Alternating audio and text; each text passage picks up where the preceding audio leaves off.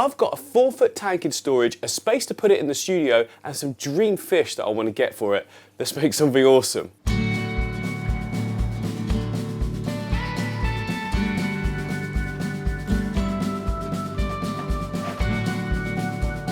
This right here is a racking system that I'm not really using. There's tanks on it obviously, but there's no livestock in them, and I don't see the point in that. So I'm going to break the whole thing down, move the rack out, and that leaves me a space for another 4-foot tank. So this right here is a 4-foot tank, this one is a 4-foot tank, so is this one, and so is this one here that's looking all dark and gloomy because the camera thing can't do it. I'll show you it. Yeah, this is 4-foot tank number 4, great sort of Amazon tank. Looking awesome, love it.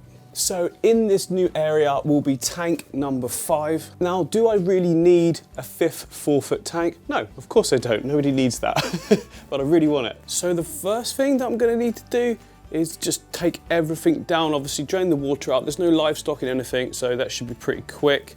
And then I can just move the rack. Also, my Better Fishes tank down here. Sorry buddy, we're going to move you somewhere else. You can have a nice little home, don't worry. Now, the only one of these tanks that does have some livestock in is that one. You can see there, look, I've drained it right down because we've got a load of shrimp in there. Let's see if we can see any.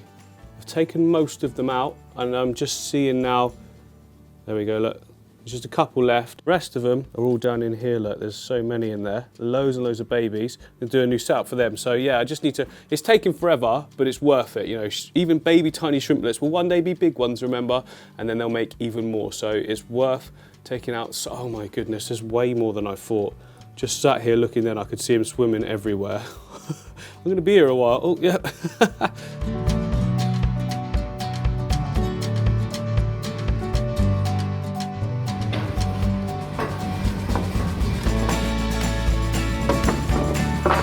So I'm back at the house. I'm currently in my shed, which is my old studio. I pushed all the kids' toys up because this is my workspace. So that's outdoors, obviously. And I'm getting ready at any moment for the heavens to sort of open. And I mean, that looked really, really clear. The rain is coming. So I've got that there ready so I can just swing it in at any moment. There we go, look, I've not got a lot of room to do this. But who says you need a lot of room to build an aquarium stand? You don't, right? You just need a wood, a saw, a set square. Yeah, if you're ever going to build any kind of like strong structure, you need one of these because you need those joints, or you know, where one piece of flat wood meets another piece, you need it completely square to get full contact. The screws can sort of all lock it together. So yeah, one of the most key, well, the most key would be the saw, because you've got to cut the wood. Anyway, so I just started to move this one out. So the tank could actually fit in the gap like there, but it'd be quite cramped and I don't think that'll look very good. Oh, that bowl's getting taken down and yeah, whatever. But that is moving across into that gap there. That is where I had my maintenance cart, but it's on wheels, so I can just move my maintenance cart everywhere. I need to sort it out, need to sort of organise it a bit better. But yeah, move that one across, then I can start building a stand in this area. Start it up.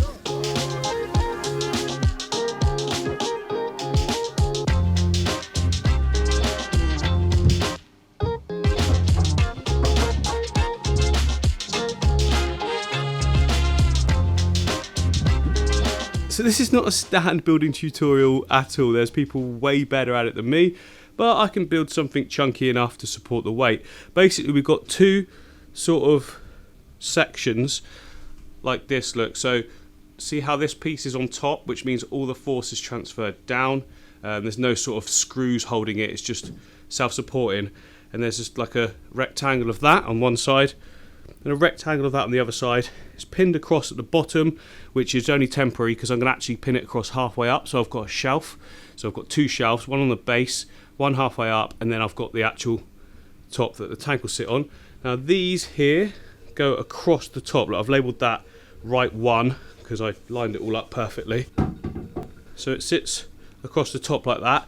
Now I've turned it upwards as it is so that there's way more structural support on doing it that way versus doing it that way. And what that means is I don't have to have a section in the middle. It'll be far more sort of supportive than it actually needs to be.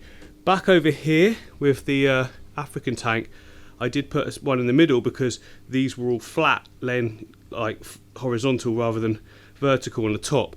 So I've learnt from that, and this time we're going to do it like this.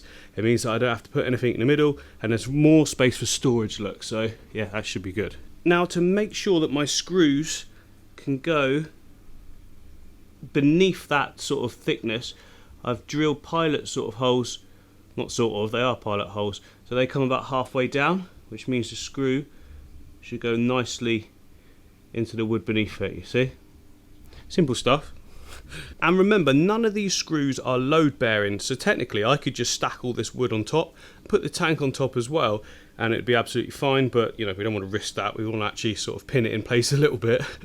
Very quickly, guys, I just want to give a massive thank you to any of you that have purchased my hoodies, the thick Corey hoodie, or any of my hoodies, to be honest. It means the absolute world to me that you want to buy something with my logo and my designs on. It's so cool. Anyway, that said, if anyone else wants to get some that hasn't already, I'll leave a link above in the first comment and in the description. Just click it, it goes to my shop, maybe have a little look around and see if there's anything you like. It's a great way for some added support to the channel, and also you get a really comfy, nice hoodie as well. But anyway, enough of that, back to the build video.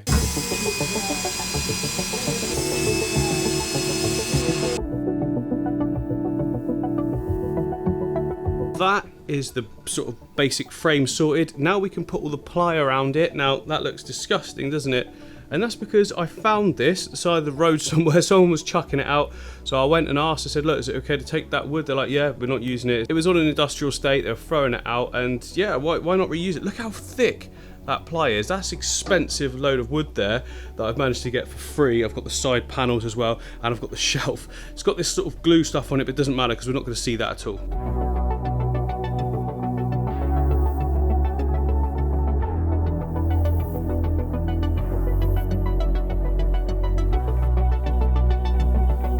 And there we have one stand plus space for storage on the top and the bottom row. It's not the prettiest thing in the world, is it? But it's sturdy. Watch this.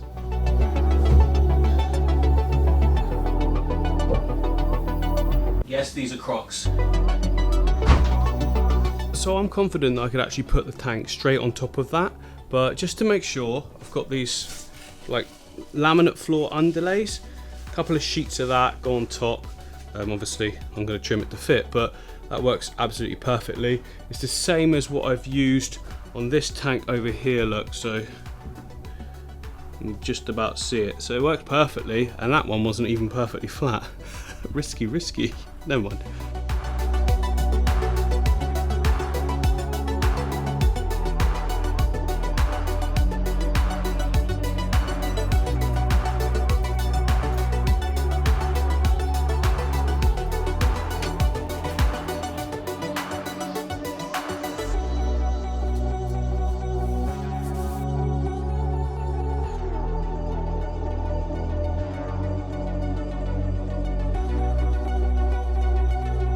There we have it, one stand. Now, to hide the fact that it looks rubbish, like my joining is not like the best, look at these gaps and everything like that, that's fine, let's just paint it black. Black hides everything.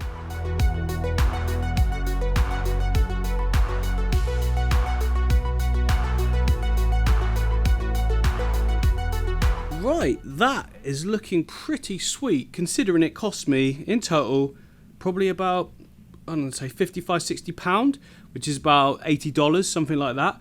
Not bad. I mean, it would have cost more if I didn't get that free bit of plywood, so it probably would have doubled the cost. And about a year ago, to be honest, would have cost half as much, but wood's gone crazy. Anyway, we've got some great areas here for storing different things, but I know what's going to happen if I don't get something to go in them. I'm just going to chuck it all in, it's going to look rubbish. So I have bought these, like, they don't look like much there. Like, there you go, look, they're like black cube things, so they can just slot in there. And then I've still got the ease of use of just pulling them out and grabbing stuff, but they don't look, you know, untidy or whatever. I mean, it wouldn't bother me too much, but you know, presentation, that kind of thing.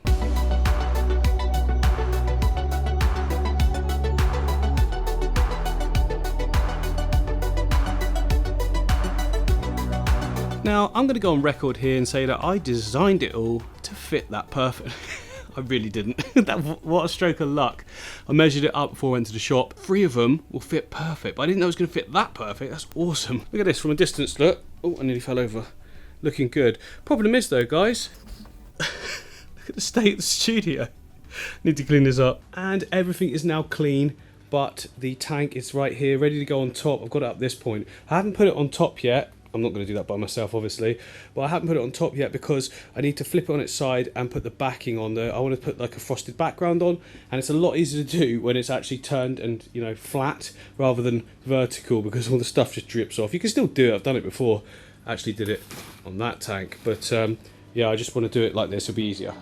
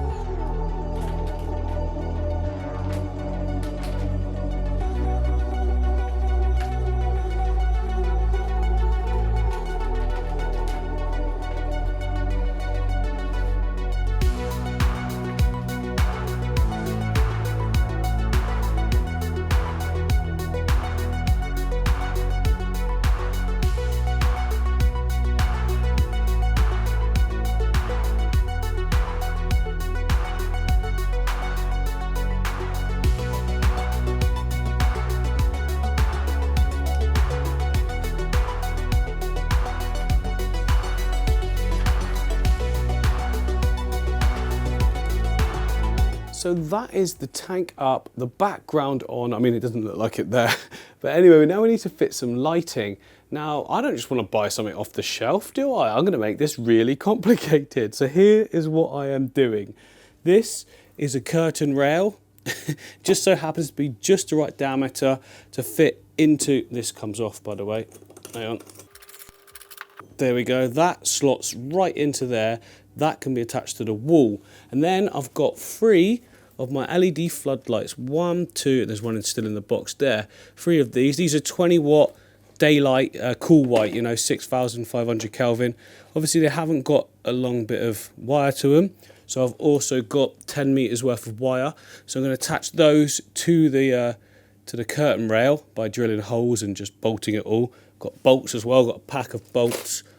And then I can run the cables all the way inside this because it's hollow, have them go in the side, come out there somewhere, and then go neatly down the wall. I've also got some little cable tidies as well to keep everything neat.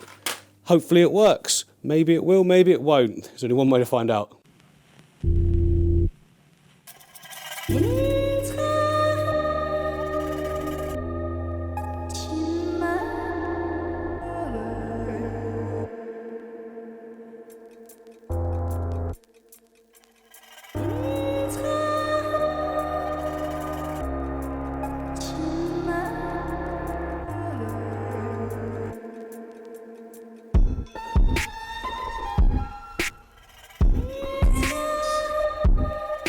Right, we've got our holes drilled, we've got our lights all wired up.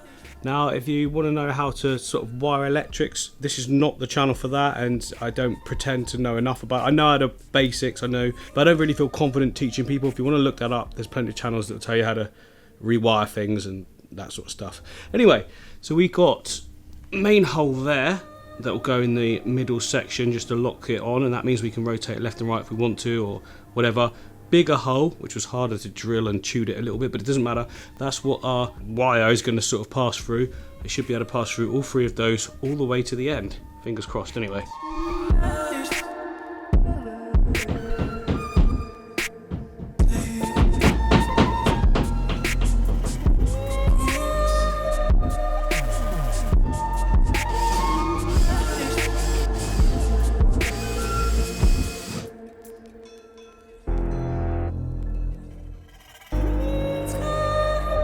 Well, I'd say that's a pretty darn good job. Now, it's not perfect by any means. First of all, I had to do it this way a little bit because there was something behind right next to that window that I didn't want to drill through, so I brought it across. So I'll have to just shift the tank across a little bit more so it's central, but that's not a problem.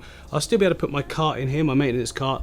Just take off that little bit hanging on the side, and we've got that gap that we need. Now, yeah, like I said, it's not perfect. So for a start, I drilled a few holes in the wrong places, and some of these bolts are at a funny angle. But you know what? As a first attempt, I'm pretty happy with it. And at the end of the day, this is the thing that we're going to be looking at. I just need to get the plugs on there now, and I can switch them on after I've moved the tank across, of course. Right, I think I've got everything wired up correctly. Let's put it on moment of truth.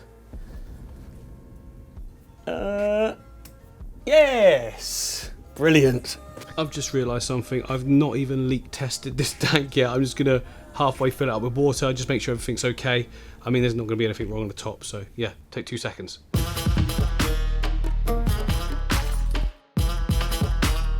So I filled the tank up most of the way. That'll do, it's going to be fine. Fingers crossed. Right, so this is going to be a low-tech tank. All of my tanks are low-tech tanks. I don't use CO2. I don't use expensive lighting. Some of them have got expensive filters, but they could just as easily not be expensive filters. Like this one, just going to be a little power head / internal filter in the corner with a spray bar. I mean, that's my favourite thing to do in all my tanks. But the other thing I like to do in all my low-tech tanks is a nice deep sand and gravel bed. Now, not like really coarse gravel. I've got like pea gravel that I like to put down for the base layer. That's like where all the bacteria will colonise. And I tend to bank it to the back so it's not like really thick at the front, because I just don't think that looks great. And then afterwards we can cap it with sand. But first of all, let's get that gravel in, and then I want to be able to put my wood and all that sort of thing on top, and it will give us just some sort of areas to work with and height to gain, that sort of thing. And as usual, I'm using driveway gravel. Now this is from my dad's house. He put too much down initially. There we go. Pour it in. Woohoo!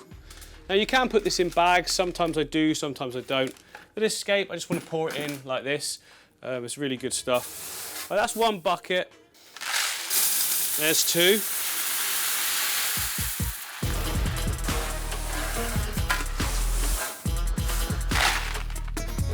And there's number 3. Oh, nice little worm in that one as well. So first of all, I'm just going to level it all out a bit. It's a little bit high at the back, because remember, we've still got to put on our aqua soil in bags, and also our decorative sort of sand on top. A few leaves and twigs in here, but that's not a problem, doesn't matter. Right, I don't want it right on the foreground like that though, because it's going to look sort of ugly, so I'll just push that away a bit.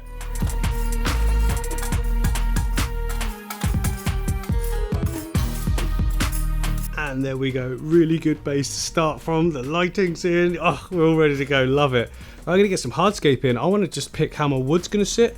I want it going from this corner all the way across, really angular. I'm trying to create like a river look, because like rainbowfish are from rivers, aren't they? They're like fast flowing rivers. That's the look we wanna get. And if we got like perfectly upright sort of hardscape, like rocks and wood, it's not going to give you that sense of speed and flow, so everything really angled. But before we put a hardscape on though, I just want to lay down a nutrient layer, because obviously the gravel isn't going to be able to provide nutrients to the roots. And to do that, I'm going to lay aqua soil down, but I'm going to do what I've been doing recently that works so well, is put the aqua soil in some Ziploc bags. Now they're made of plastic, they don't rust or anything, and the holes are big enough for the roots to penetrate into the aqua soil. It locks it all in. Here are the bags, look. So we've got little ones, mediums, and then really large ones at the back there. So we've got all the different sizes, which works well for different size tanks. So I'm obviously going to use the biggest ones for this setup, and a couple of the mediums as well, just to go just spread it everywhere. So yeah, we just take our aqua soil. I've got a bag there, and I've got another bag there. It's just a case of pouring it in. Now you're going to make a bit of mess doing this, but it's okay. It all cleans up nice and easy. In aqua soil, go, go, go, go, go. Now you don't want to fill them 100% of the way up, because you want to be able to manipulate the bags a little bit into whatever shape I've just made a hell of a mess. Whoops. Yeah, as I was saying, you don't want to fill them up too much, because you want to be able to manipulate the bag into sitting how you want, you see. So if you fill it up halfway like that, and then I haven't zipped it shut, but yeah, you can see it lays nice and flat then, and it's not like packed full. That's the best way to do it, I found, and you get a nice spread across the whole area of your tank.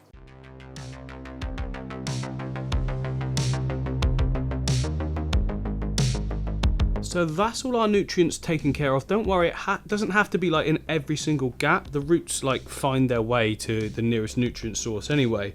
So that's all good. Next up, we can start adding our first bits of hardscape. So up here is the wood that we've got to choose from for this project. We've got, look, I won't need all of that for certain. And then down here, underneath these tanks, look, I'm going to use these rounded rocks. They are from rivers, I think, anyway, so that'd be perfect. I've got a couple more larger rounded ones up here. So yeah, we've got loads to choose from.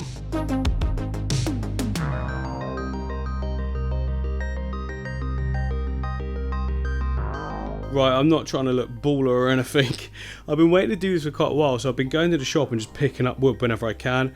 And I find that if you lay it all out like this, you can pick the best bits that you want as you go along and let the scape decide itself, because I know what I want roughly, but the wood might not go how I want it to. Do you know what I mean? First of all, let's just start getting some stuff in. I'm going to pile in some rocks. I want to keep them quite flat and in two sort of zones. I'm trying to look for an angle and an angle.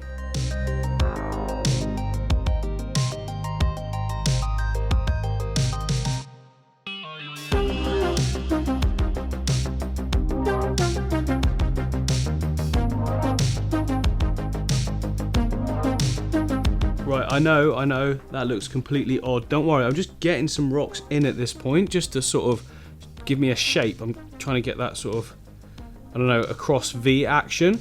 I'll get some of the wood in now, and that's going to tell me then how to pile the rocks a little bit differently. I just want to get them in to start with.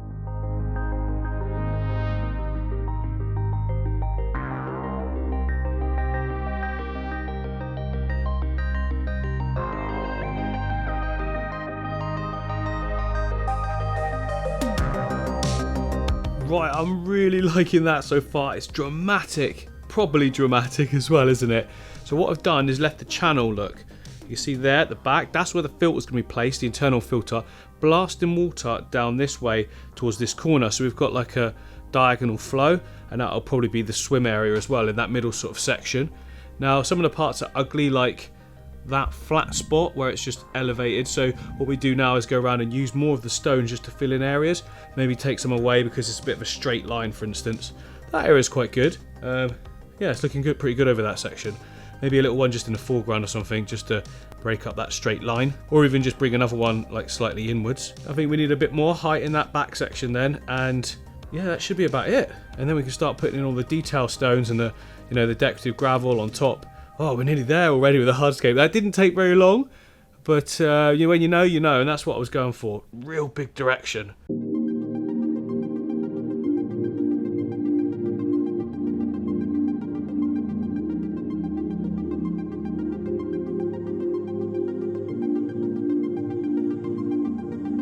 Yeah, there we go. That looks better straight away. It's coming out more there, like, you know, making it, bolstering up that whole section. We've raised that section in the middle as well, so that's looking a lot better, and it tapers down to this one. Now I might put something right in the foreground here as well.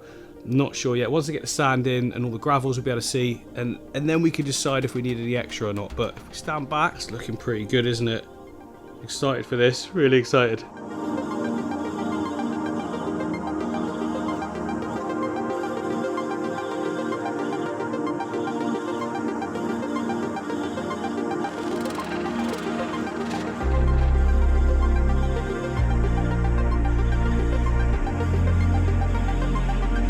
Right, so I filled in that front area with some sand, just normal quartz sand, and then I'm filling in all the gaps in between the rocks with the gravel, and this will stop any pockets? That's not a thing. Pockets of stagnant. Pognets. That's a new word. I've just invented a new word. Why not? Yeah, as you can see there, look, if I left that like that, all those gaps there, food, waste, poop, everything is just going to get into there and just sits there, and unless you get in there with like a turkey baster, which, let's face it, who's got time for that? It's just going to get worse and worse, make the water go foul. But now everything's technically on the surface in an area that can be pushed into the water column by the fish, taken out by the filter, or just used in general. When I say used, I'm talking about by the plants. It can't be used in areas underneath a rock where there aren't any plants. Not to start with anyway. Eventually the root system will be like everywhere, so it probably wouldn't matter at that point, but we're not at that point yet, are we? So we just need to fill everything in. Right, get started on that side.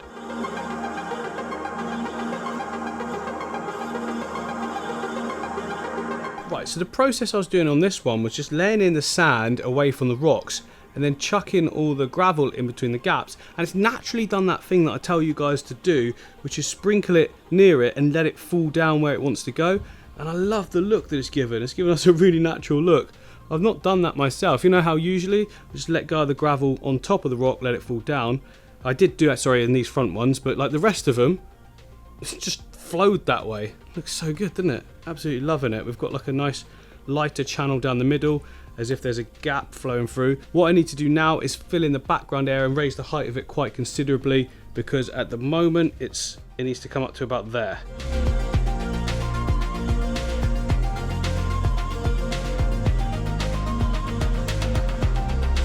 Right, this is just looking awesome, isn't it? I absolutely love when you get to this point and it's all starting to come together. I really can already visualize how it's going to be at the end, which is perfect because we're about to put the plants in, and you know, that makes sense, doesn't it? First thing I want to do though is make sure this wood is secured to all the different points. Most of them got bits of rock on them, or they're locked in and interlocked, but a few key areas just need a daub of cyanoacrylate superglue gel. Should lock it down, at least until it stops being floaty anyway. Don't worry, this glue doesn't harm the fish or the plants or anything like that, so it's all good.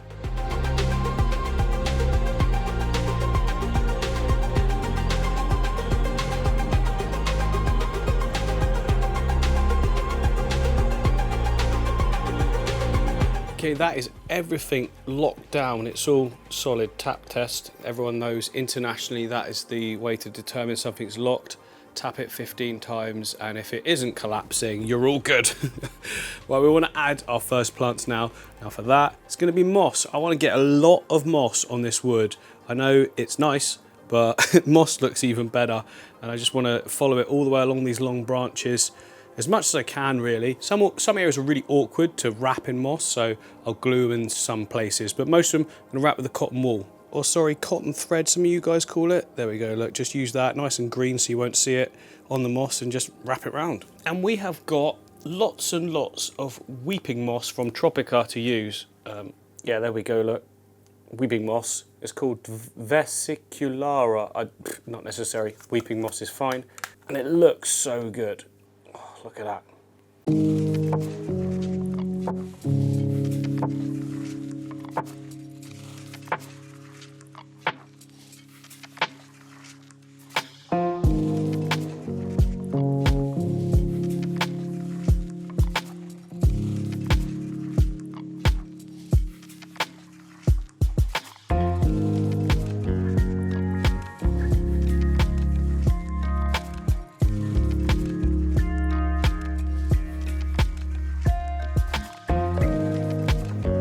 That's the weeping moss looking really good on those sort of horizontal sticks, kind of like they're laid on a forest floor. Really like that.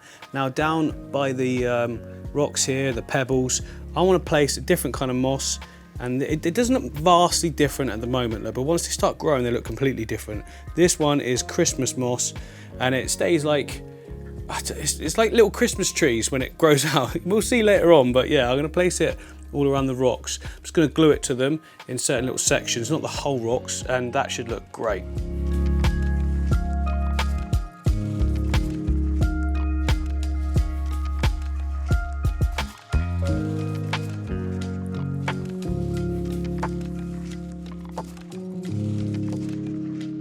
Right, that's all the moss sorted. Now it's time to attach ferns. So down here, look, I've got some beastie Microsorum Java ferns, and they're really, really big ones.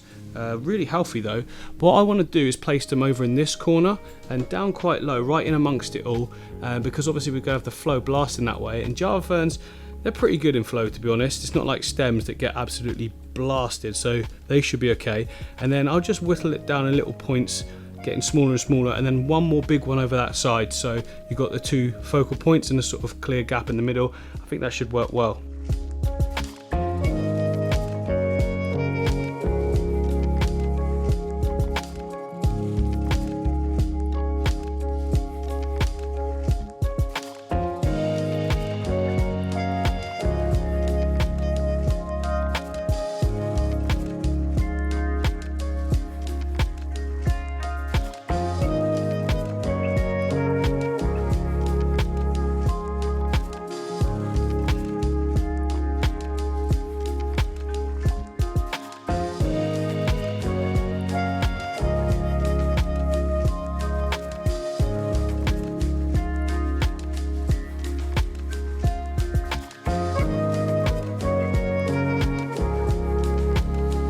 Right, we're looking immense. Now I've kept the Anubias just in a couple of key little points, like down there. I just felt needed some point of interest on that bit of wood. That piece in the middle there to hide where that wood joined, and it was like a straight line, so that's worked perfectly well. And then just a little bit down in that section there. I think that's enough. I don't want to go silly with it. But now we can move on to our stem plants, and with them I am going to go silly. I just want so many. I'm just going to pack it right out of that background area, leave the foreground all for swimming in. So look, you can see the background area isn't massively thick, so if we just put stems in there, it gives the illusion of a massively deep and planted tank. But you know, it's not taking up all the swim room in the foreground, right down this channel and it right over here. Yeah, so that's going to work really well. Now, speaking of stem plants, are you ready for this? These are all prepared, ready to go. We've got Rotala macrandra, we've got Rotala green, Rotala hra, we've got Ludwigia, Pilustria super red mixed in with some of those as well. Look at that hra there though, that's such a deep shade. It's going to look so good, especially with these LED floodlights. I know how good they are at growing plants, and it's just going to look insane in that background area. I've got a lot of work to do. Let's crack on. And because I've prepared these so nicely in clumps, I'm just going to push them in with my fingers, and that should work really well. Just dig a sort of little hole for them. There we go. Push them right down into where those bags are, and then just push some sand near the top part. That should lock it in nicely. A little bit of gravel as well, just to make sure. Ideal, that's going to look so good floating up in that area.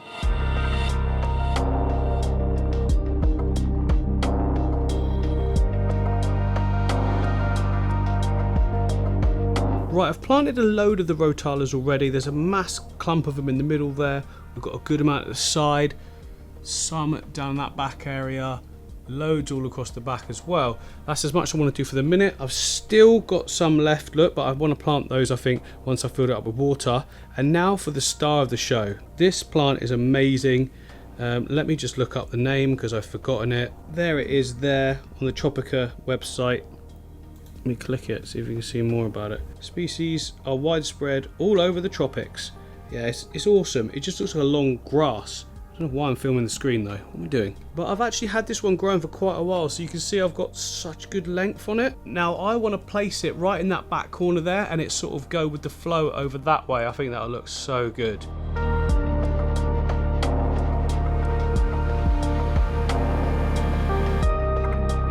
So I've got those two right back there, look, you can just about see them. So I'm struggling to see how things are going to fit now, so I'm just going to fill the whole thing now up with water, see how the plants are sitting, see if we need to move anything, get a filter going maybe, and then probably add a lot more plants.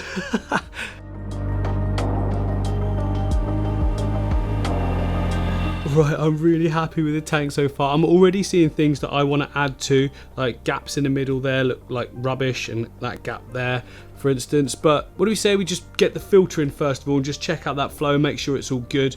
I've got quite a big filter, so down here, this is the filter I'm going to be using. Oops. Yeah, so it's just got like filter sponge in it and a gap at the bottom to draw it all in. It's quite big, look, quite powerful, but that's what we need.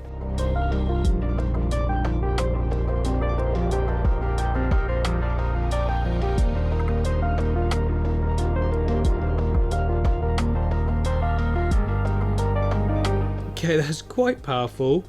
Everything's sort of getting blasted quite a bit. Look at all the debris in the water column.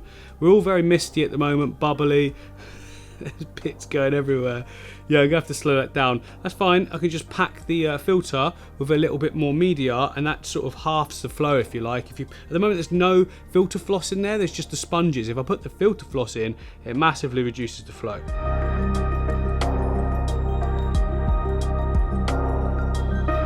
Right, that has reduced it. It's still pretty strong. I might have to keep an eye on it. Maybe I'll order another one that's a little bit smaller. This is the size up from the one that we have on the ecosystem tank. The lights are off at the moment, but not really a lot of point in me actually even pointing to it, is there? But yeah, I'll just keep this going for the time being because it'll get the water nice and clear. I just think that's way too fast for fish. Even rainbow fish, I mean, I know they're from rivers, but that is very, very fast. And also, I've got those plants a bit wrong, haven't I? I've put them there thinking they'd be blown that way, but because of the way the water goes round, it's pushing them that way. So I want to bring them over in this corner, and I'll sort of drape that middle section really nicely. Right, it's now the next day, and now that we haven't got an absolute ton of like stuff floating around in the tank, the flow does not look too bad at all. There we go, look. So obviously right in front of the outlet, you've got high flow, but that's good because remember we've got a river fish going in here. They're streamlined, you know, they're perfectly adapted for fast flow, which means if they want to go in that area, they can. But look, all the way around here, there's not a huge amount of movement. It's just gentle sort of waving of the leaves, which is exactly what you want. The background plants aren't being pushed around everywhere as well. So I'm going to leave the flow. I'm going to see how the fish behave, but I think that's absolutely perfect. There's plenty of areas they'll be able to go to where there isn't high flow, but there's still water circulation, which is perfect because it'll keep the tank nice and clean for us. Now I do want to change that whole background section. You see how that looks naff? It's like gaps, you can see the background. It just ruins the illusion. So first of all, we're going to bring across a load of different plants. I'm also going to put some Anubias along that border just so we can't see as much of the background where it joins and meets the gravel. And then we'll get a way better illusion of depth. Right, so I've made some pretty drastic changes, but I think you'll agree it's looking so much better. Obviously it's a bit misty now because I've stirred up the substrate planting the new plants, but I've added a load of Anubias in that middle section just to cover up that gap because it was spoiling the sort of illusion. As said before, I've added more of the Cyperus to the back. I spread about some of the ones I already had as well because they were clumped together, so I've spread them so that they sort of stream, and I've added a couple more pots as well. I've added some more Rotala down in this corner here. It's not looking great at the moment. Give it a few sort of hours, it's going to be nice and clear, and in those few hours why don't we go and pick up our new fish. Now you're probably thinking, how on earth can you add fish straight away? You've just set this up. Well, first of all, we're not going to get many fish. We're just going to get our first few rainbow fish to do the cycling of the tank. The tank needs ammonia to cycle, so what I like to do is a few small fish in this big tank just to get it going. I've also added into the filter at the back there a sponge from a already cycled tank, which means that technically we're ready to go. We need fish straight away to keep that bacteria alive though. I'll also be doing daily water changes, daily water testing, and adding beneficial bacteria. So all those things combined, plus the fact that there's absolute ton of plants in here, mean that there should be zero problems. Now I've been doing this long enough now to be able to look for warning signs and also the daily monitoring of the water. That's the key here. Any signs of ammonia or nitrite, you water change. But anyway, enough of that, we can go and get our fish. Right, I'm now going in the secret back door entrance. Hello? Good morning. Has anyone got any rainbow fish? Oh, I'm fogging up. I'm fogging up, Matt. Oh my goodness, the lens is so foggy. Hello, Matt. Good morning. All right? Just about, yeah. Why, what's up? What's up? So we only left the shop at about 11, half 11 last night through fish delivery and everything like that. And then there's another one today and another one on Friday. So yeah, just so you guys know, it's actually Matt's day off today and he's come in and opened up especially for us. So everyone give Matt a round of applause. I'll add the sound effect for you. Thanks, yeah. I appreciate it. Yeah. So as you know, Matt, we're here for the rainbow fish. What have you got in? So we've got a couple, but they're in two different locations. Okay. So any particular reason? one species is smaller than the other. So we keep one species on, or two species actually, on this wall, which is all the smaller community stuff. And then we keep another species over that side, which are all the bigger sort of 15 centimetre-ish ones. So it's just to separate the sizes, make it easier for customers. Okay, sweet. So you know the ones I want, basically.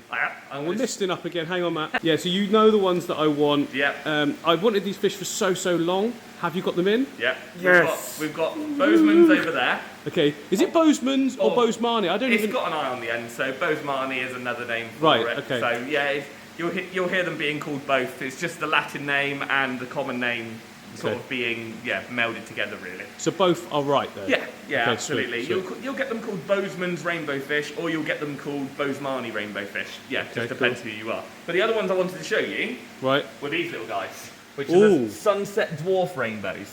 Now, they're just starting to get their colour, so you can see that orange and red coming on them now. Are they new in? No, about 2.5, maybe 3 weeks now. So yeah, really just starting to settle in and really starting to get those oranges and reds coming through.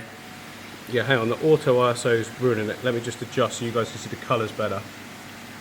Right, that should be showing you the colours a little bit better.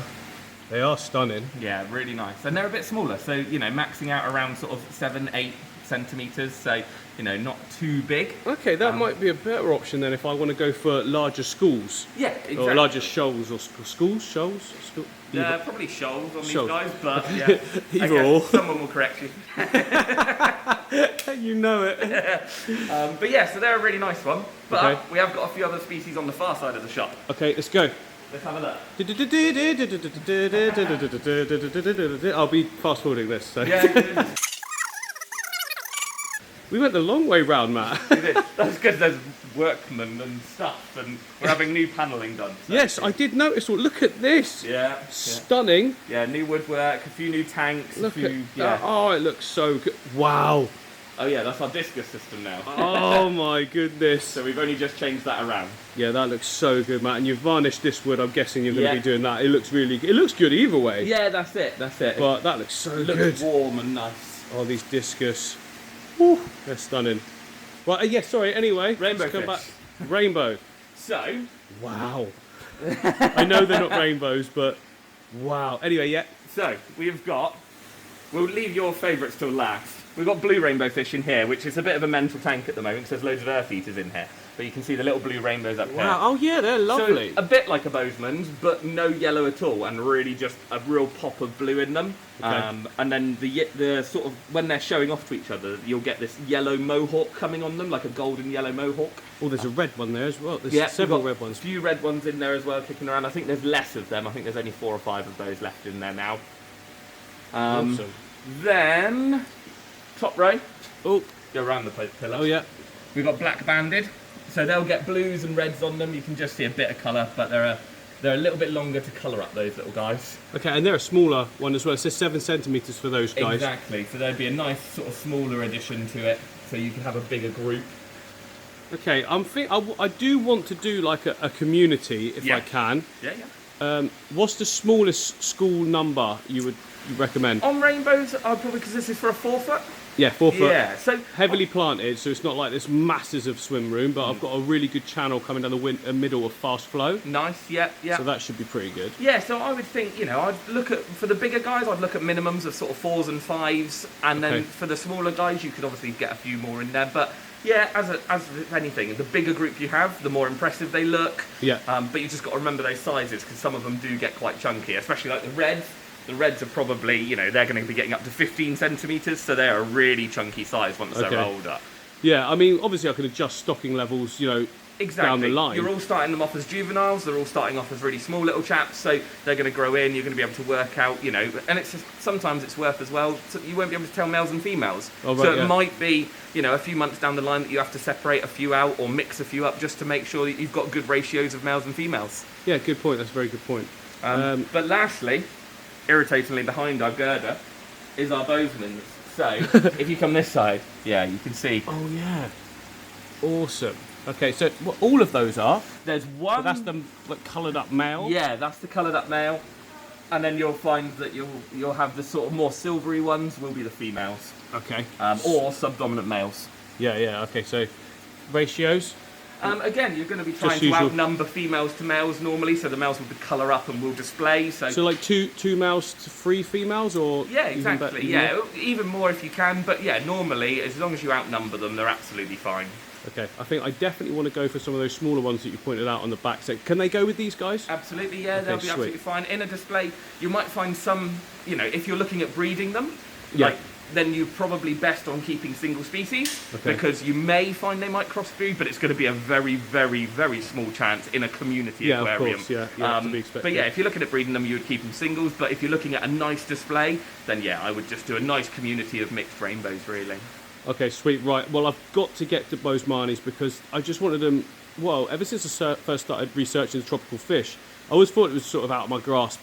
But especially with them being juveniles, and ideas for new studios coming up, bigger tanks later on, Yeah. down the line.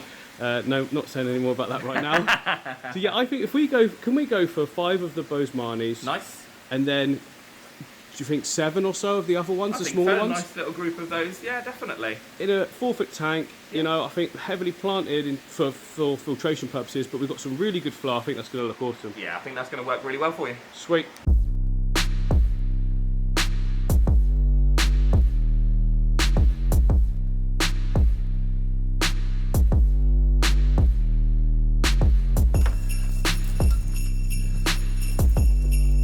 Right, I'm a little bit excited. We've got the fish. I need to put them now in the top water just to temperature acclimate. They've been in the car on the way home, which is actually about the same temperature as this. But I'm going to do it anyway just to be sure. But I need to switch the lights off first because they're going to get well spooked otherwise, because, you know, we're quite close, aren't we?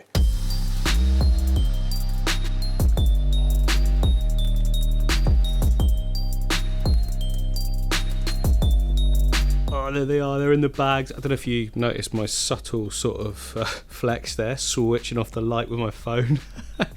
Most of you will know about this old technology now, but it's a smart plug attached to these strip lights on a cube, like an extension cube, and you just press it on and off with that. I also got timers on it, so all good there. We're not going to have these tanks accidentally left on for too long. There we go, look, they're settling right down. I mean, we can't even see any colour at the moment, but, you know, give it a little bit. We'll come back 20 minutes and then we can put them in.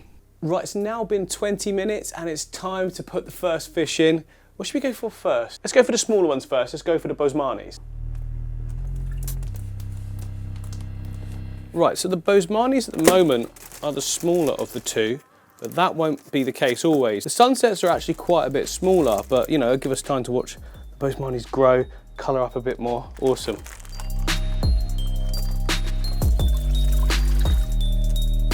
Right, the fish are ready. Let's put them in. Oh, this is exciting. Come on, I'm just going to do it gently. Oh, it would help if I pointed at it. Just put them in. Whoa, it came straight out. Look at that. Awesome, yes. And some free little bits of gravel as well. Let me put that down. There are only tiddlers, look. But even the female there, the female's still got really good colours. Or is that a subdominant male? No, there is the dominant male for sure. Look at those colours. And they're only going to get better and better, aren't they? Let's be honest. Right, so we're doing good. I think we've got a few females here. This one here is definitely the male. He's had a bit of a fin nip at the back there. I think that's probably happened in the bag maybe. But that'll grow back in no time at all, won't it? But he's looking fine. Look at those colours. Bear in mind, these are all still juvenile, so they've got a lot of growing to do. So look at them against the size of the tank. We've got plenty of space and time, haven't we? God, how good does that look? Look, it's so good there. Right, let's add the next fish. Right, then next up we've got the sunset dwarfs. Now these guys are obviously a fair bit bigger, and we've got 7 of them as well, but they will be smaller in time. Right, let's put them in. You guys gonna go out straight away yourselves, or that's it, turn around. Woohoo! Oh, awesome. Okay, so they've basically got no colour on them at the moment, but they are a lot bigger than the other ones. Bit spooked.